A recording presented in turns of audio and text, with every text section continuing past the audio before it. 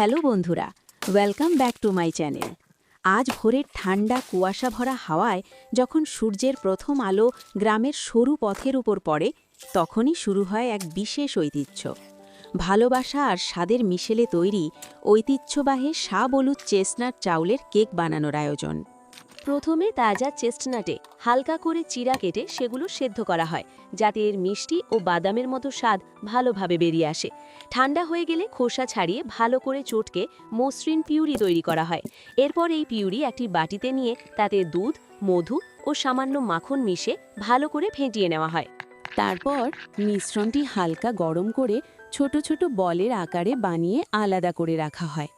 এরপর আঠালো বাজরা গুঁড়ো করে ছেঁকে নেওয়া হয়। এতে আঠালো চালের আটা মিশিয়ে নরম ময়দা তৈরি করা হয়। ময়দা থেকে ছোট ছোট লেচি কেটে তার ভেতরে চেস্টনাটের মিষ্টি পুর ভরে ভালোভাবে বন্ধ করে দেওয়া হয়। এবার এই লেচিগুলোর গায়ে হালকা ভেজানো বাজরা মেখে প্রায় আধা ঘন্টা ভাপে সেদ্ধ করা হয়। আর দেখুন, তৈরি হয়ে গেল গরম গরম সুগন্ধি ও ঐতিহ্যবাহী শাহবলুত চাউলের কেক, যার প্রতিটি কামড়ে লুকিয়ে আছে গ্রামের মিষ্টি স্মৃতি ও ভালোবাসা।